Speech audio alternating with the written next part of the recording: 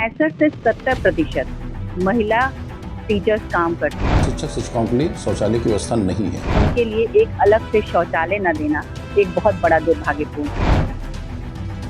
शौचालय को डेली साफ होना चाहिए। उस शौचालय को शायद साल भर 2-2 साल भर कोई आता ही नहीं है साफ करने।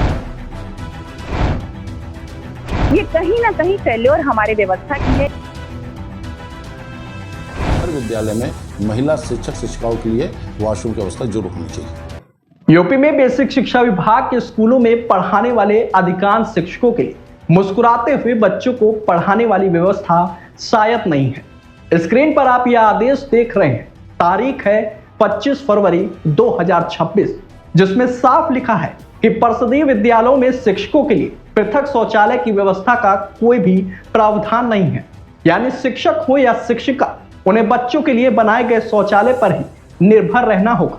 जिस कार्यालय से यह आदेश जारी हुआ है, वहां बड़े अधिकारियों के लिए अलग कक्ष है और उन कक्षों के साथ शौचालय की सुविधा भी है। कार्यालय खुला रहने तक सफाई की व्यवस्था भी रहती है। लेकिन जिन शिक्षकों पर बच्चों को पढ़ाने की जिम्मेदारी है, उनके लिए अलग शौचालय तक नहीं है और बच्चों के लिए जो शौचालय बनाए गए हैं, उनकी नियमित सफाई भी नहीं होती है। कई स्कूलों में सफाई कर्मी तक नहीं पहुंच रहे। कागजों में सफाई कर्मी तय हैं, लेकिन स्कूलों में शौचालय की सफाई व्यवस्था सवालों के घेरे में है। सफाई कर्मचारियों को अलग कामों में लगाया गया है। इसका एक पत्र भी सोशल मीडिया पर वायरल हो रहा है। सर, जिस विभाग में 65 से 70% महिला टीचर्स काम करती हैं, उस विभाग में अभी भी उनके लिए एक अलग से शौचालय न देना एक बहुत बड़ा दुर्भाग्यपूर्ण काम है। क्योंकि होता क्या है कि हमारे स्कूलों में जैसे 200-250 बच्चे हैं, अगर दिन भर में उनको 2 या 3 शौचालय मिला भी है तो दिन भर में 2 बार 3 बार भी वो जाते हैं, तो उस शौचालय का क्या प्रारूप होता होगा आप समझ सकते हैं। हमारे स्कूल्स में आज भी सफाई कर्मी नहीं, सफाई कर्मी परमानेंट है ही नहीं है।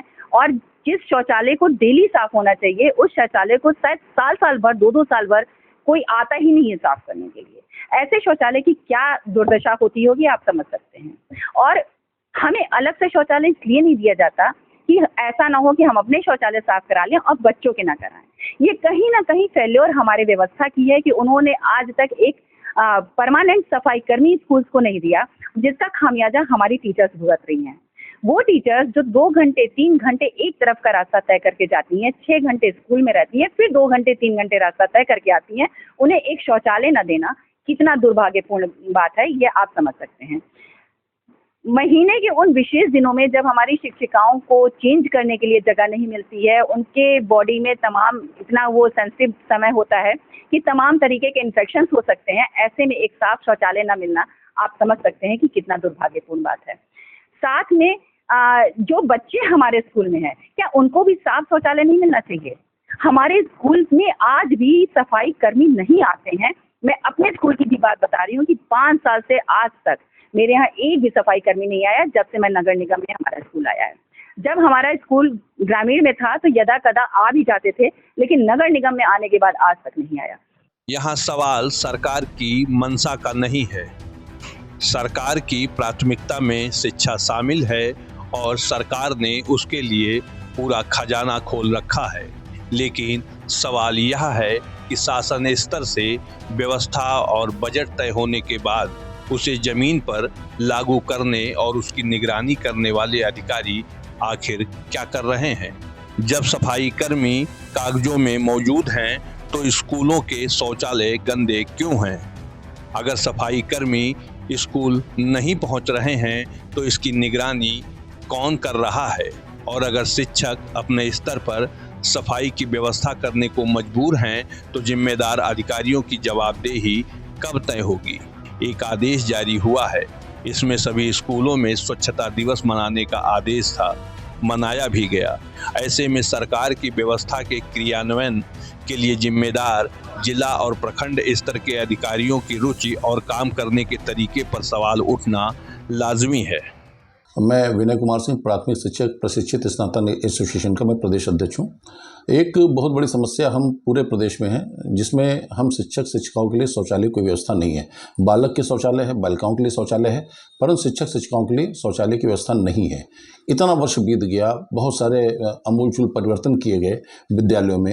आपका विद्यालय में जो है टाइल्स लगी, विद्यालय में बच्चों के लिए शौचालय बने, फील्ड हुई, बाउंड्री हुई, मतलब बहुत अच्छा काम किया गया, पेंटिंग की गई। यहाँ तक कि विद्यालय में अब आपको बड़े बड़े पैनल लगे हुए जिससे टीचर्स पढ़ाते हैं। बहुत परिवर्तन किए गए, मगर विभाग और सरकार का ध्यान कभी इस ओर नहीं गया कि जो शिक्षक शिक्षिकाएँ उस विद्यालय में पठन पाठन का कार्य कर रहे हैं, उनको भी सबसे महत्वपूर्ण जरूरत होती है शौचालय जाने के लिए। उनके लिए स्थितियाँ नहीं।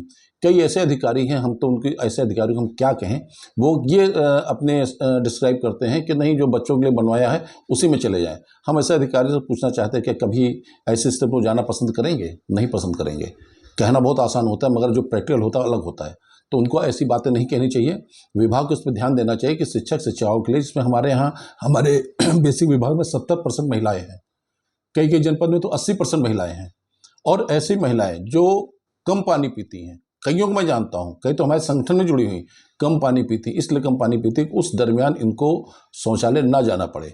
और ऐसी परिस्थितियों में कम पानी पीने की वजह से वो तमाम बीमारियों से ग्रसित होती हैं, परेशान होती हैं, और जो उनका मेन वर्क होता है उसको करने में भी हिचकिचाती। इसके अलावा भी उनकी भी महीने महीने जो प्रॉब्लम्स होती है महिलाओं की, उसके लिए भी पर्सनल शौचालय की व्यवस्था होनी चाहिए। उन परिस्थितियों में महिलाओं की क्या स्थितियाँ होती है वो वही जान सकती हैं। जब राजधानी में स्थित स्कूलों के ये हालात हैं, यहाँ पर मूलभूत सुविधाओं का अभाव है, तो ऐसे में प्रदेश के अन्य स्कूलों में मिल रही सुविधाओं का अंदाज़ा आसानी से लगाया जा सकता है।